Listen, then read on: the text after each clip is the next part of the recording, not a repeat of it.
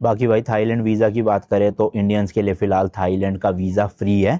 Visa on arrival नहीं है, visa free है, यानी कि कोई वीज़ा की नीड नहीं है, ना ही आपको इंडिया से लेकर आना है, ना ही एयरपोर्ट पे लेना है आके। भाई साहब एंटर करते ही देखना बुद्धा जी का कितना बड़ा स्टैचू है, क्या मस्त लग रहा है यार एयरपोर्ट। ओए होए, रात के 7 बजे 39 डिग्री सेल्सियस है, तो दोपहर में तो यहाँ पे 44-45 पहुँच जाएगा पक्का। चलो भाई बोर्डिंग पास ले लिया है, और ये जो फ़्लाइट है थाई एयरवेज की है, अराउंड 35,000 रुपीज़ की, 2 लोगों की पड़ी, मतलब 17,500 की। लो जी लो, स्वागत है आपका स्वर्ण भूमि इंटरनेशनल एयरपोर्ट बैंकॉक थाईलैंड में। यहीं पे देखो भाई सिम कार्ड के भी स्टॉल्स लगे हुए हैं, ले सकते हो आप लेना चाहो तो। अभी चेक किया भाई, 2 महीने का दे दिया वीज़ा यहाँ पर, मतलब स्टे 2 महीने 60 दिन तक कर सकते हैं।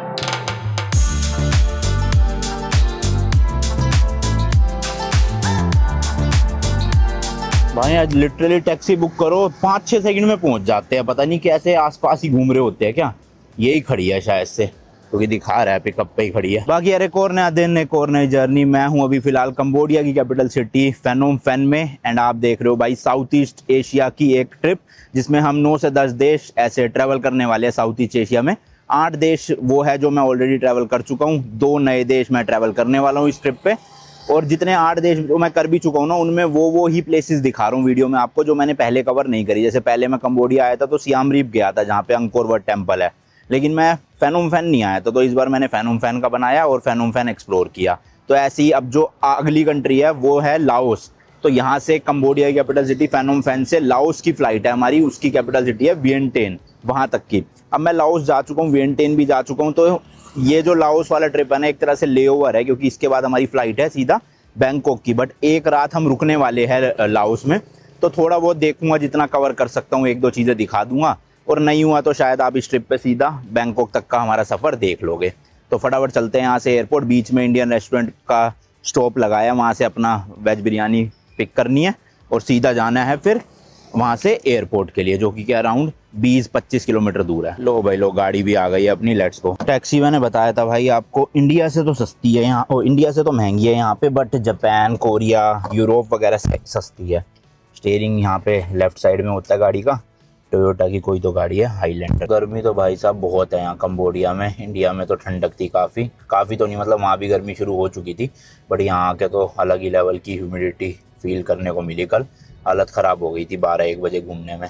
अब लाओस में देखते हैं कैसा टेम्परेचर रहेगा। होगी तो वहाँ पे भी गर्मी, क्योंकि अब ये जो मार्च का अप्रैल का महीना होता है, इसमें ना साउथ ईस्ट एशिया की जितनी कंट्रीज़ है लगभग सब में गर्मी शुरू हो जाती है। तो देखते हैं भाई कैसा निकलेगा आने वाले दिन अपने। BYD की भाई जगह जगह पे ब्रांडिंग है यहाँ पे, चाइना का ब्रांड है ये, काफ़ी बिकता है यहाँ पे भाई। शोरूम भी बीच में मैंने बहुत देखे, और ब्रांडिंग भी देखो जगह जगह पे। तो टोयोटा की भी गाड़ियाँ काफ़ी बिकती है यहाँ। बाकी नंबर प्लेट आप देख सकते हो, फेनोम फेन की गाड़ी है तो नीचे फेनोम फेन लिखा हुआ है, और इस तरह का नंबर है। सियाम रीप में ना टूरिस्ट ज़्यादा आते हैं अंकोर वट की वजह से, जो टेम्पल है वहाँ पे, बट मॉडर्न ज़्यादा देखा जाए तो फेनोम फेन सिटी ज़्यादा है। मतलब यहाँ पे high rise buildings, skyscrapers वगैरह ज़्यादा है as compare to Siem Reap. वहाँ पे थोड़े लो स्ट्रक्चर्स देखने को मिले थे। बाकी रोड्स वगैरह तो खैर सियाम रीप की भी ठीक ठीक ही थी। लाओस में तो बुरे हाल थे, सड़कों के टूटी फूटी पड़ी थी, बट कंबोडिया में इतनी दिक्कत हुई नहीं थी हमें गाड़ी चलाने में, जब 2024 में मैं ऑस्ट्रेलिया ट्रिप कर रहा था। तो कल आया था ना भाई दावत इंडियन रेस्टोरेंट, वहीं से ही अपना बिरयानी पैक करवा लिया दोनों। अब चलते हैं भाई यहाँ से एयरपोर्ट। अभी 1:45 हो रहे हैं फिलहाल, मेरे ख्याल 2:15-2:30 बजे तक मैक्स पहुँच जाएंगे एयरपोर्ट, और फ्लाइट अपनी 5:30 की, तो 3 घंटे इनफ रहेंगे। वैसे भी यहाँ का एयरपोर्ट जब हम लैंड हुए थे बड़ा ही खाली खाली सा था, एक लौती हमारी फ़्लाइट लैंड हुई थी, तो होपफुली इस टाइम भी खाली खाली होगा, फटाफट हो जाएगा। और दूसरा इमिग्रेशन भी यहाँ जल्दी हो गई थी, क्योंकि इन्होंने स्टैंप भी अब डिजिटल कर दिया है। मतलब कोई भी पासपोर्ट पे फिजिकल स्टैंप नहीं मारते, वीज़ा तो देते ही नहीं है स्टिकर वाला, ई वीज़ा टाइप का कर दिया यहाँ वीज़ा ऑन अराइवल में भी, और स्टैंप भी नहीं देते एंट्री एग्जिट का, जो हमें तो चाहिए था भाई, बट ठीक है अब नहीं मिल रहा, कोई बात नहीं। तो इसलिए सारा प्रोसेस जल्दी जल्दी निपट जाएगा। तो 3 घंटे बहुत ज़्यादा इनफ है, आराम से सब कुछ करके 5:30 फ्लाइट में बैठ जाएंगे।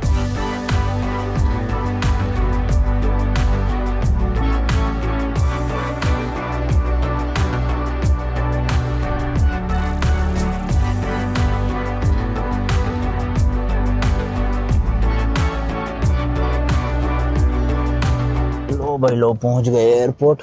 खाली से ही लग रहा है, मतलब इतनी भीड़ नहीं है जिस हिसाब से दोपहर को होनी चाहिए, है ना। तो सही है, चलो ज़्यादा टाइम लगेगा नहीं शायद। बाकी स्टिल अपने पास अभी पूरे 3 घंटे पड़े हैं, तो कोई दिक्कत की बात है नहीं भाई। यहाँ तो लिखा है डोमेस्टिक डिपार्चर, शायद से इंटरनेशनल आगे होगा, तो अंदर तो कहीं से भी घुस जाओ, देखी जाएगी। Let's see. यहाँ की भाई सीलिंग मस्त लगी मुझे, एक तो कलर भी बढ़िया सा है, ब्राउन ब्राउन सा है ना, और दिखने में भी डिज़ाइन अच्छा है, ओवरऑल बढ़िया लगा। यहाँ नहीं लिखा भाई डोमेस्टिक इंटरनेशनल कुछ भी, तो घुस जाते हैं भाई साहब। एंटर करते ही देखना बुद्धा जी का कितना बड़ा स्टैचू है, क्या मस्त लग रहा है यार एयरपोर्ट। ओए होए, प्रॉपर मॉडर्न।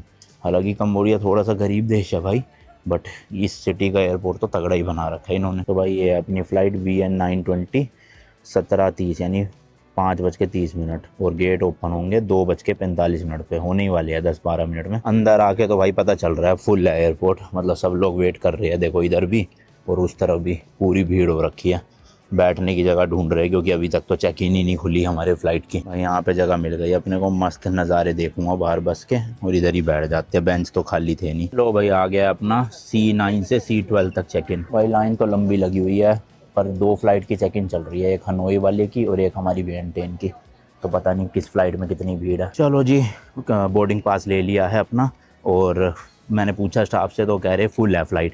पता नहीं अब ये फुल बोलते तो है, पर फ्लाइट में जाके कुछ और ही पता चलता है कि फुल नहीं है।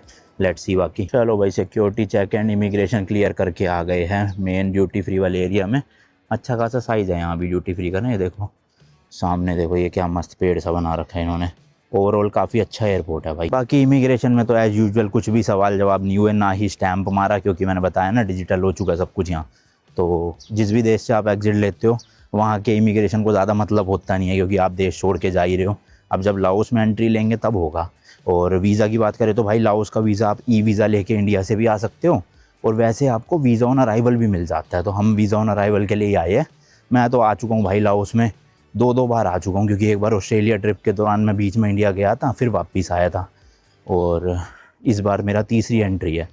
तो आई होप कोई दिक्कत नहीं होगी। वीज़ा फ्री नहीं है, वीज़ा ऑन अराइवल है, मतलब पैसे तो पे करने पड़ेंगे। अभी क्या चार्जेस वगैरह वो मेरे को सर्च करना पड़ेगा देख के। और ट्रैवल कर रहे हैं हम वियतनाम एयरलाइन से। टिकट कितने की वो भी बताता हूँ अभी बैठ के कहीं। बाकी भाई बर्गर किंग भी है यहाँ एयरपोर्ट पे, देखो ये ना। और कौन सा है ये भाई, चक तो मुकुट स्पोर्ट्स बार, बेहतरीन लग रही है ये, इसी में ऑर्डर कर लेते हैं कुछ। वैसे तो बिरयानी खा ली बैठ के भाई, फ्रेंच फ्राइज़ के अलावा तो कुछ भी वेज ऑप्शन नहीं था वहाँ पे बर्गर किंग में। तो जस्ट अभी भाई मैंने गूगल पे रिसर्च करी लाओस के वीज़ा ऑन अराइवल को लेके। सबसे पहले जो फ़ीस है वो है $40, यानी कंबोडिया से भी महंगा वीज़ा है। कंबोडिया में दिया था पर पर्सन $30, US डॉलर की बात कर रहा हूँ, और वहाँ की फ़ीस है $40, यानी कि 3600-3700 रुपीज़ इंडिया के। काफ़ी महंगा वीज़ा है, जबकि हमें तो एक तरह से ले ओवर की तरह यूज़ करना है उसको, पर हम वीज़ा लेना चाहते हैं। अच्छी न्यूज़ ये है कि भाई वीज़ा ऑन अराइवल लाओस का स्टिकर वीज़ा है भाई। जी हाँ, कंबोडिया का जो स्टिकर वीज़ा था वो तो अभी इन्होंने डिजिटलाइज़ कर दिया, तो वो तो मिला नहीं। बट लाओस का हमने सोचा था कि वीज़ा मिलता है, मतलब वहाँ पहुँच के पेपर वीज़ा, बट ये एक्चुअल में पासपोर्ट पे पूरा स्टिकर वीज़ा लगाएंगे। और पर्सनली मुझे स्टिकर वीज़ा भाई बहुत पसंद है। एक तो पासपोर्ट में ट्रैवल हिस्ट्री सी बन जाती है और दिखने में भी अच्छे लगते हैं। तो चलो कोई बात नहीं, $40 का है भले ही, बट मिल जाएगा स्टिकर वीज़ा, ये अच्छी बात है। गूगल पे तो ये इन्फॉर्मेशन है फ़िलहाल के लिए, अब जाके पता चलेगा क्या सीन है क्या नहीं है बाकी।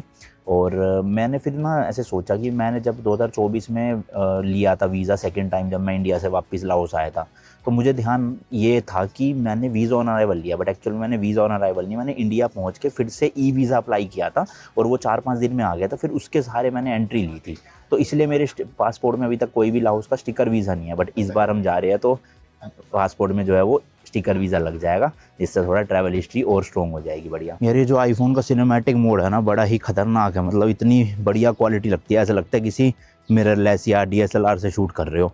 अब उस मोड में, सिनेमैटिक मोड में, बस ये अगले आईफोन में ना वाइड एंगल ले आए, मज़ा आ जाएगा भाई। मतलब इस तरह से मैं रिकॉर्डिंग कर रहा हूँ और बैकग्राउंड पूरा ब्लर हो जाए, ओए फिर तो सारे कैमरा फेल है भाई आईफोन के आगे। परफेक्ट है व्लॉगिंग के लिए आईफोन ही। भाई साहब देखना, ये बैग्स वगैरह, ज्वेलरी वगैरह मिल रही है, क्या मस्त डेकोरेशन कर रखी है। एयरपोर्ट तो नो डाउट भाई काफ़ी अच्छा है, मतलब मैंने सोचा नहीं था, काफ़ी इंप्रेस हो गया मैं इनके एयरपोर्ट से। और भाई कंबोडिया से मैंने इस बार कोई भी फ्रिज मैग्नेट नहीं लिया, क्योंकि ऑलरेडी 2024 में जब मैं आया था फ्रिज मैग्नेट ले गया था। तो बार बार अब सेम कंट्री के मैग्नेट तो लेके क्या ही करने।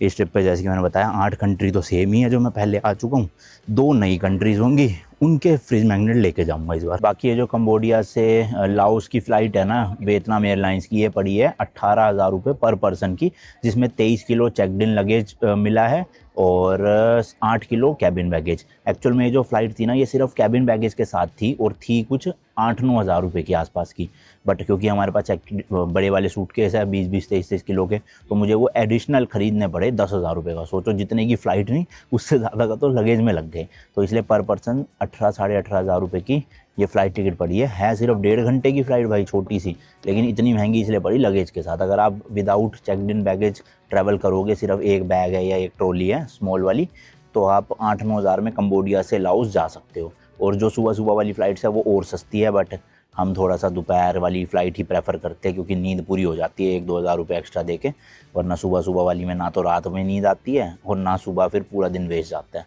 तो चलो बोर्डिंग शुरू होने वाली है 15-20 मिनट में, फटाफट से अपने गेट पे बैठते हैं चल के। तो ये है भाई अपना गेट A32A, नीचे ऊपर है, ये क्या नीचे तो टॉयलेट दिखा रहा है, गेट ऊपर दिखा रहा है, ऊपर कहाँ जाऊँ अब, यहाँ तो कोई सीढ़ियाँ दिख नहीं रही ऊपर जाने की। मेरे ख्याल वो ऊपर नहीं, वो था कि आगे की तरफ, मतलब ऐसे है नीचे ही गेट, क्योंकि ऊपर तो भाई कोई रास्ता जा ही नहीं रहा कहीं। बाकी ये रनवे है, यहाँ पे सारी फ़्लाइटें लगी हुई है, अपनी भी यहीं कहीं लगेगी शायद, यही होगी, ये है ना ब्लू कलर की वियतनाम एयरलाइंस, यही होगी मेरे हिसाब से। बाकी लेट्स सी, ये आ गया भाई A32A, वो देखो सामने लिखा हुआ, शायद से हमारी वाली फ़्लाइट के लिए बैठे हैं लोग, तो वो सही कह रही थी फुल है फ़्लाइट, पर कोई नहीं, अपने को तो भाई विंडो सीट और मिडल सीट मिल गई है, तो अब भले ही फुल हो चाहे खाली हो, हमें क्या मतलब है। लो भाई लो, बोर्डिंग भी शुरू हो गई है, चलते हैं फटाफट से।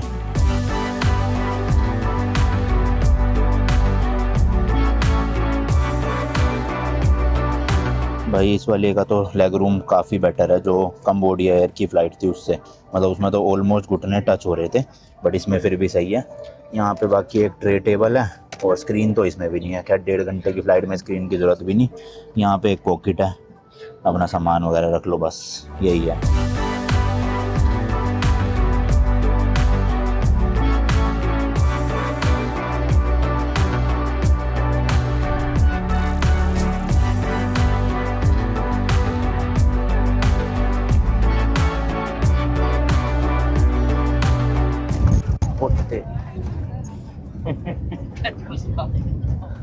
Very rough land. करेक्ट भाई, 1.5 घंटे में फ़्लाइट लैंड हो गई है 7 बजे, 5:30 उड़ी थी, 7 बजे लैंड हो गई। चलो जी चलो, स्वागत है आपका लाओस की कैपिटल सिटी वियेंटेन में।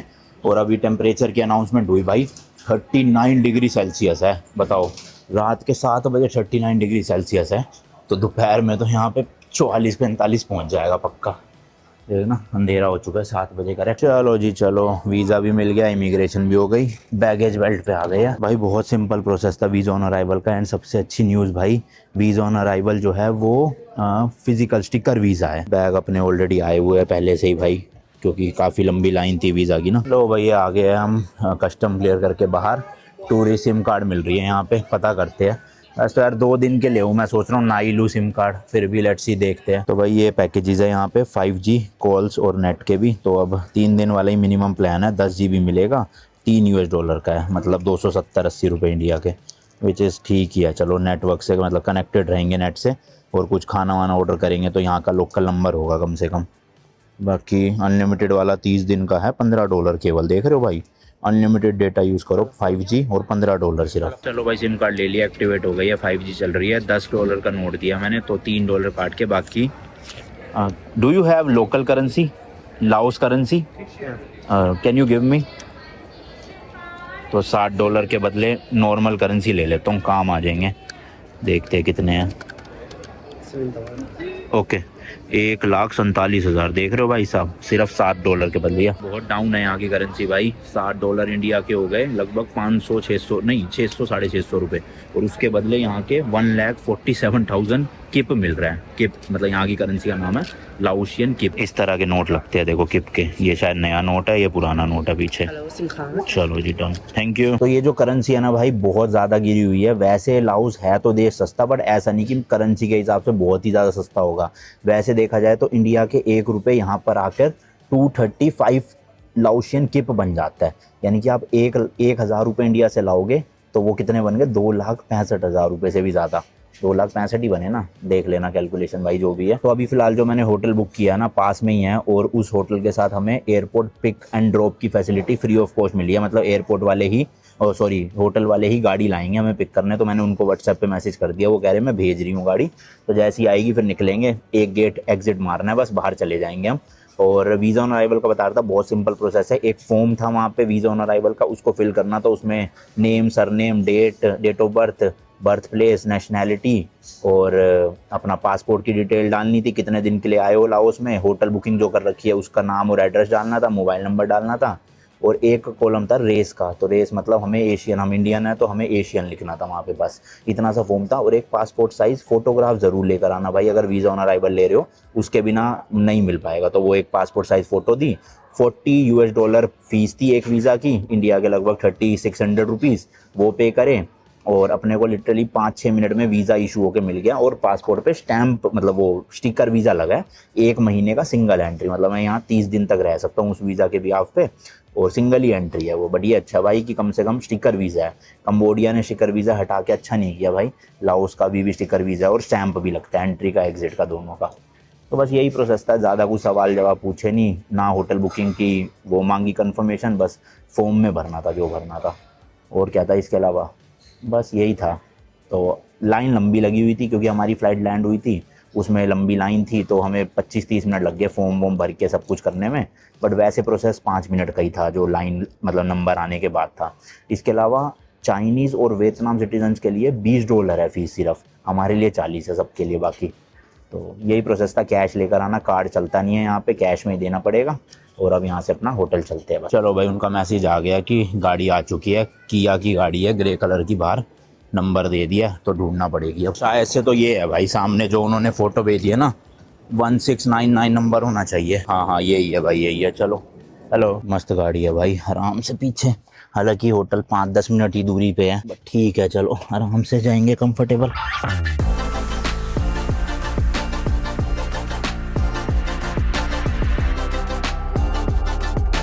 लो भाई लो, पहुंच भी गए। 2.5 किलोमीटर था एयरपोर्ट से। होटल तो अच्छा खासा लग रहा है, जिस हिसाब से प्राइस था मतलब कम में, उस हिसाब से होटल बढ़िया है। हमारी एक्चुअल में कल जो यहाँ से फ़्लाइट है ना बैंकॉक की, वो है रात के 8:30 बजे, और एयरपोर्ट पास ही है, तो 6 बजे के आसपास भी निकलेंगे या 5:30 भी निकलेंगे, आराम से पहुँच जाएंगे। तो इसलिए मैंने ना लेट चेकआउट करवा लिया 6 बजे का कल, और उसके लिए इन्होंने $14 एक्स्ट्रा लिया, यानी कि 1200-1300 रुपये में कल शाम को आराम से चेकआउट होएगा। ये जो होटल है ना, इसका नाम है यूडाओ न्यू होटल करके, मतलब चाइनीज़ होटल है, शायद ओनर और स्टाफ पूरा का पूरा चाइनीज़ था। तो एक इंटरेस्टिंग फैक्ट, मैंने वैसे चाइना में भी बताया था आपको, कि ये जो चाइनीज़ लोग होते हैं ना, इनको 8 नंबर से बड़ा वो होता है, मतलब इनके लिए 8 नंबर शुभ माना जाता है।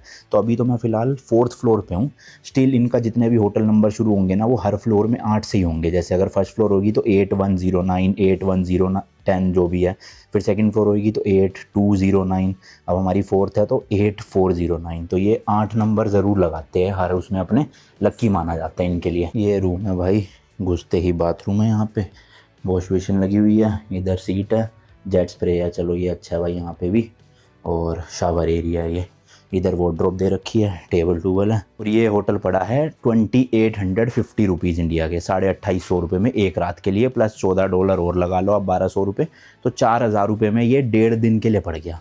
ठीक है, जो कि अच्छी डील है मतलब। चलो जी चलो, लाओस को टाटा बाय बोलने का टाइम आ गया है। मैंने कुछ भी वीडियो नहीं बनाई क्योंकि भाई मैं ऑलरेडी लाओस कवर कर चुका हूँ एक बार, तो मैंने कहा क्या दिखाना वापस से सेम चीज़। वही सेम गाड़ी है जिसमें कल आए थे, उसी में वापस जा रहे हैं। जब ऑस्ट्रेलिया ट्रिप के दौरान आए थे ना भाई हम लाओस, तो उस टाइम पे मैंने मतलब इतने दिन रहा था लाओस, 25 से 30 दिन से भी ज़्यादा रहा था। तो आप लोग भी पक गए थे इतनी वीडियोस देख देख के लाओस की, तो मैंने कहा इस बार फिर क्या ही बनाना, एक ही दिन के लिए थे यहाँ पे, अपना शूट वूट मैंने कुछ नहीं किया। बाकी लेट चेकआउट आज हमने 5:30 बजे किया है शाम को ना, क्योंकि 8:30 की फ़्लाइट है। तो इन्होंने कल कहा था $14 एक्स्ट्रा लेंगे, बट आज हमारे पास लाओस की करेंसी बची थी कुछ $6-7 की, इन्होंने उतने ही लिए, कह रहे कि दैट्स इट, आप मत दो और ज़्यादा, बस हमें 5 स्टार रिव्यू दे देना। मैंने कहा ठीक है, होटल वैसे भी अच्छा था तो रिव्यू डाल देंगे बढ़िया सा भाई। तो इन शॉर्ट $6-7 में ही, 700-800 रुपये में ही एक्स्ट्रा 12 बजे से लेके शाम को 5:30 बजे तक का चेकआउट टाइम मिल गया अपने को। 5 मिनट दूर है एयरपोर्ट यहाँ से, वियंटियन सिटी में। वही मतलब व्लॉग तो वही कंटिन्यू हो रहा है। और आज पहुँच जाएंगे हम थाईलैंड, 8:30 बजे की फ़्लाइट है, वही 1-1.5 घंटा लगेगा। और थाईलैंड की कैपिटल सिटी बैंकॉक। वहाँ पे हम एक तरह से 3 दिन है, आज का दिन, कल का दिन और परसों का दिन, फिर हमारी फ़्लाइट है। तो 3 दिन बैंकॉक में जो जो जगह मैंने एक्सप्लोर नहीं करी होगी वो करके आपको नेक्स्ट ब्लॉग में दिखाऊंगा, क्योंकि ऑलमोस्ट बैंकॉक में मैं कवर कर चुका हूँ जितनी मेजर टूरिस्ट अट्रैक्शन थी वहाँ की। 1-2 चीज़ें ही बची है बस, वो कवर करेंगे इस बार। लो भाई लो, पहुँच भी गए। एयरपोर्ट का नाम है वाटे इंटरनेशनल एयरपोर्ट, WATTAY। ये देखो भाई, इस तरह का एयरपोर्ट है। जैसे कि मैंने बताया 2-2.5 किलोमीटर दूर ही था, 5 मिनट लगे आने में, सिर्फ ट्रैफिक था नहीं कुछ भी। ये है जी यहाँ का इंटरनेशनल डिपार्चर। चलो जी चलते हैं बैंकॉक थाईलैंड के लिए, लेट्स गो। छोटा सा एयरपोर्ट है, ज़्यादा नहीं है कुछ भाई। और अपनी जो फ्लाइट है 8:30 की थी अभी, इसमें तो शो ही नहीं हो रही। 8:05 वाली शो हो रही है लास्ट। वहाँ कंबोडिया में भी और यहाँ लाओस में भी देखो, पूरा महाभारत का वो वाला सीन लग रहा है, कृष्ण जी और अर्जुन वाला देखो रथ में, है ना, सेम टू सेम ऐसे ही कंबोडिया में बना हुआ था सेम। छोटा एयरपोर्ट होने की वजह से भाई भीड़ बहुत ज़्यादा है। चलो भाई, बोर्डिंग भी अभी अभी स्टार्ट होना शुरू हुई है, जैसे हम आए हैं ये आ गई है लिस्ट, 8:30 बैंकॉक। चलो भाई, बोर्डिंग पास ले लिया। और ये जो फ्लाइट है थाई एयरवेज की है, अराउंड 35,000 रुपीज़ की, 2 लोगों की पड़ी, मतलब 17,500 की। और वही महंगी इसलिए पड़ी क्योंकि 23 किलो लगेज ऐड करवाया। वैसे जो फ़्लाइट थी वो 9-10 हज़ार रुपये की थी, जिसमें सिर्फ कैबिन बैगेज अलाउड था, चेकड इन नहीं था। अब हमारे पास चेक इन वाले 23 किलो के है सूटकेस, तो इसलिए लेने पड़े। चलो जी, इमिग्रेशन वगैरह क्लियर करके आ गए है। ये लाउंज वगैरह, लाउंज का गेट भी यहीं पे ही है सारे, देखो 5, 6, 7 नंबर गेट इधर अपना है 3 नंबर। तो इतना छोटा एयरपोर्ट है कि सीधा यहीं पे डायरेक्ट गेट ही बने हुए हैं। शायद से गेट चेंज की अनाउंसमेंट हुई है, 3 नंबर से 7 या 6 नंबर हो गया, देखना पड़ेगा जाके। ये देखो भाई 7 नंबर हो गया हमारा चेंज होके। बाकी भाई थाईलैंड वीज़ा की बात करें तो इंडियंस के लिए फ़िलहाल थाईलैंड का वीज़ा फ्री है। वीज़ा ऑन अराइवल नहीं है, वीज़ा फ्री है, यानी कि कोई वीज़ा की नीड नहीं है, ना ही आपको इंडिया से लेकर आना है, ना ही एयरपोर्ट पे लेना है आके, मतलब ना कोई पैसे देने, कुछ भी नहीं। जैसे कंबोडिया और लाओस का वीज़ा ऑन अराइवल था, बट हमें पैसे देने पड़े थे, $30 और यहाँ $40। लेकिन थाईलैंड में वीज़ा फ्री है, कोई वीज़ा नहीं लेना, फ्री ऑफ कॉस्ट है। बट अभी ऑनलाइन बहुत सारी न्यूज़ ऐसी चल रही है कि आपसे वो कैश मांग रहे कि इतना कैश दिखाओ होना चाहिए तभी वीज़ा देंगे, होटल बुकिंग होनी चाहिए, एग्जिट फ़्लाइट होनी चाहिए। तो यहाँ पे जो एयरलाइंस का चेक इन काउंटर था उन्होंने तो हमसे कुछ भी नहीं मांगा, वीज़ा भी नहीं मांगा, ना ही रिटर्न टिकट मांगी थी कि थाईलैंड से आगे कहाँ जा रहे हो। जैसे हम वियतनाम जाने वाले हैं तो हमने वियतनाम की टिकट दिखा दी, फिर होटल बुकिंग इन्होंने तो नहीं मांगी, बट स्टिल हमारे पास है होटल बुकिंग बैंकॉक की। और इसके अलावा कैश कह रहे हैं कि पर पर्सन 10,000 थाई बात, यानी इंडिया के लगभग 25 से 30 हज़ार रुपये आपके पास कैश में होना चाहिए, या तो US डॉलर में हो या फिर थाई बात में हो। और कई लोग तो ये कह रहे हैं कि US डॉलर भी नहीं, थाई बात ही होने चाहिए। तो अब हमारे पास थाई बात तो है नहीं, हमारे पास US डॉलर है कुछ 800-900 के आसपास। अब देखते हैं 2 लोगों का उसमें चलेगा कि नहीं चलेगा काम। नहीं चलता तो ATM होगा अगर वहाँ से, तो ATM से और निकलवा लेंगे थाई बात, क्योंकि अकाउंट में तो है ही, अकाउंट की स्टेटमेंट दिखा दूंगा, ज़्यादा बात होएगी।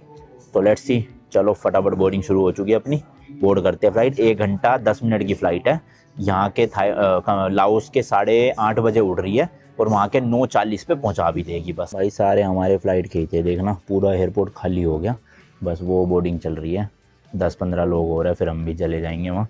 बताओ, लिटरली पूरा एयरपोर्ट खाली हो गया। मुझे तो लग रहा है इसके बाद फ़्लाइट है भी या नहीं, क्योंकि 5-10 लोग ही बैठे हैं। ये सुबह की फ़्लाइट के लिए बैठे हो, रात को ही आगे हो भी सकता है भाई।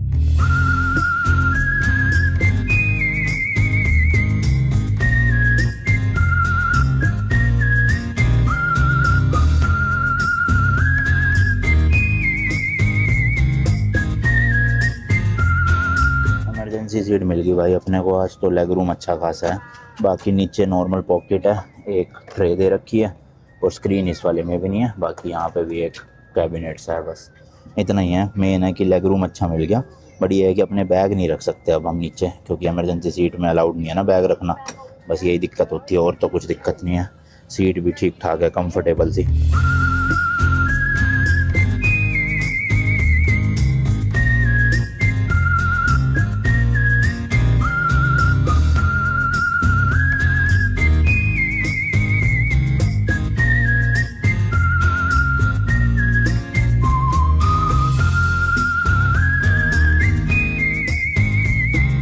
लो जी लो, स्वागत है आपका स्वर्ण भूमि इंटरनेशनल एयरपोर्ट बैंकॉक थाईलैंड में।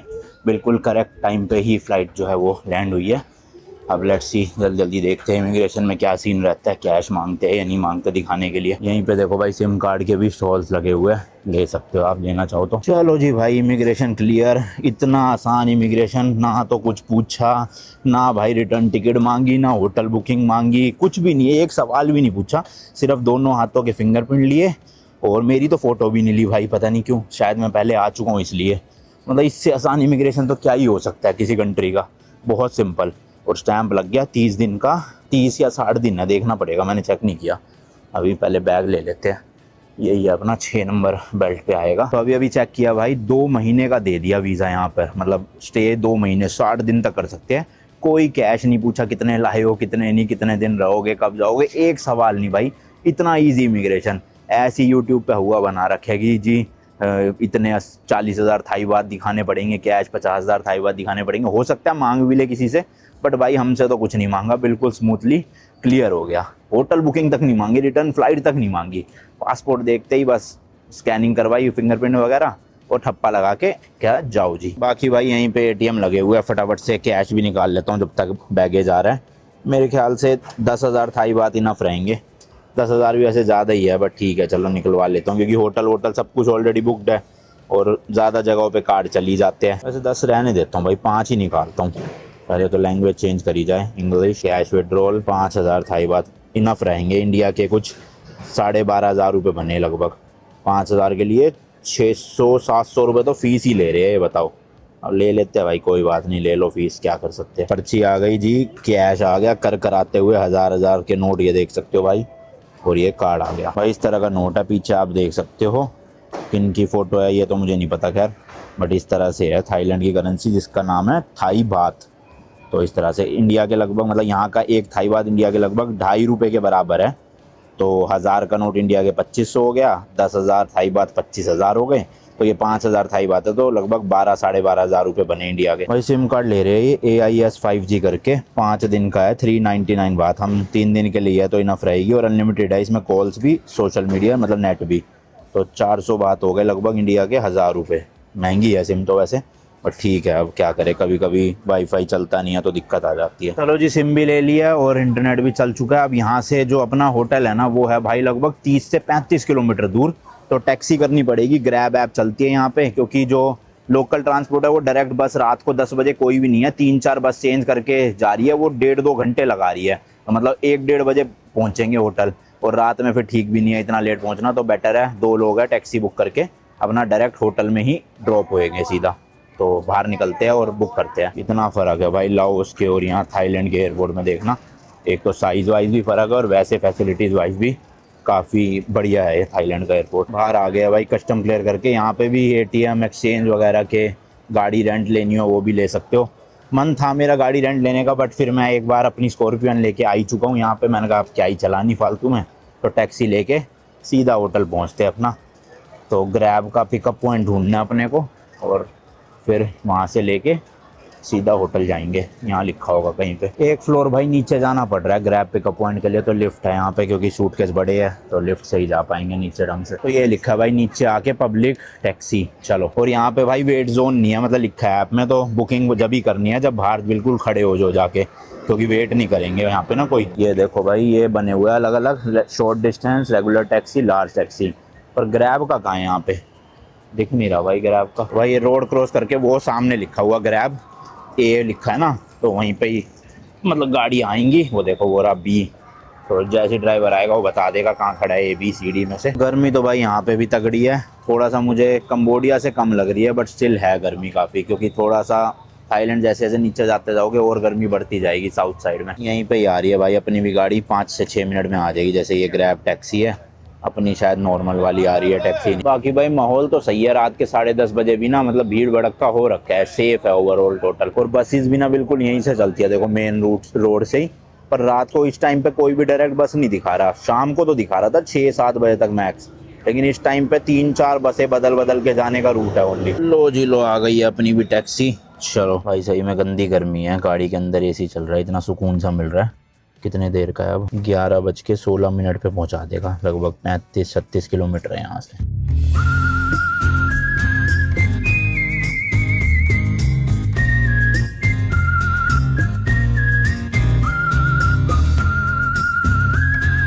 पहुंचने वाले हैं भाई बस। और अपना जो होटल है ना वो खाउसन रोड से कुछ 600-700 मीटर की दूरी पे है।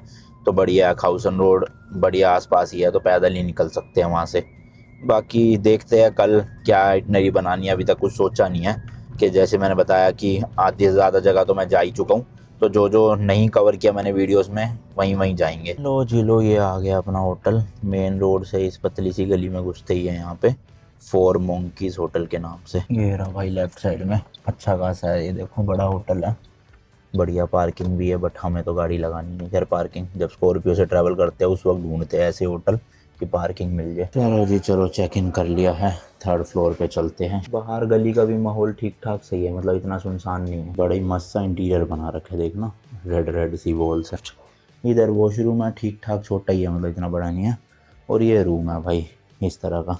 बेड तो चलो बड़ा है, यहाँ पे एक ही मिरर लगा हुआ है, इधर बालकनी, ये फ्रिज वगैरह, वो फ्रिज कह रहा हूँ टीवी हो गया, उधर फ्रिज है वो रहा।